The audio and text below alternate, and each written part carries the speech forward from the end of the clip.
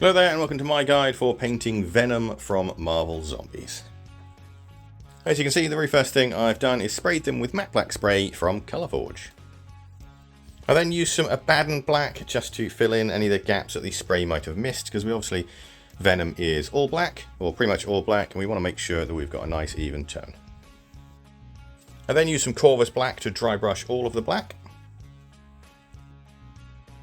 And this was followed by a second dry brush, but this time I used Eshin Grey.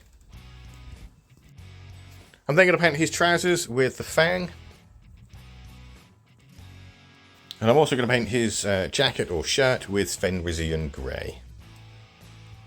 Both these areas will then receive a wash with some Drakenhof Nightshade.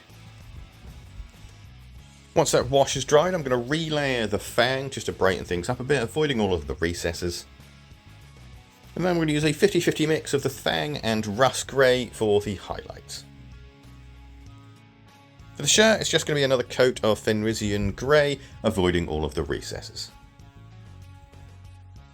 Next, I'm going to paint his shirt with some Dawn Yellow. And any skin we can see, we're going to paint that with some Rakarth Flesh. Then I'll wash both these areas with some Reikland Flesh Shade. While that wash dries, there are some tears in the symbiote's sort of skin or structure that I'm going to paint with some Bugman's Glow. And then I'm going to paint the inside of Venom's mouth as well as the inside of Brock's mouth with some Screamer Pink. Then the Bugman's Glow and the Screamer Pink will receive a wash with some Carroburg Crimson. Next, I'll relayer the Dawn Yellow and give it a quick highlight with a 50-50 mix of Dawn Yellow and Matte White. For Brock's skin, I'm going to highlight that with some Flayed One Flesh. And then in Eddie's eye sockets, I'm going to use a tiny bit of Carroburg Crimson.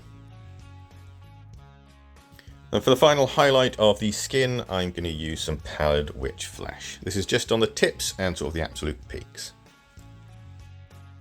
Next, I'll relayer the Bugman's Glow. And then use a 50-50 mix of Bugman's Glow and Cadian Flesh Tone for the second highlight. The zombies in the Marvel Zombies game have a bright orange eye, so for that I'm going to use some Fire Dragon Bright. Then to highlight the tongue, I'm going to do a 50-50 mix of Screamer Pink and Pink Horror. And this will be followed by Pink Horror just by itself. I'm then going to paint Brock's hair with some Xandri Dust, which I'll wash with some Agrax Earthshade. For Venom's teeth, I'm going to use some Morghast Bone, which I'll also wash with some Agrax Earthshade. For all of the white that's on Venom, I'm going to first start with some Grey Seer,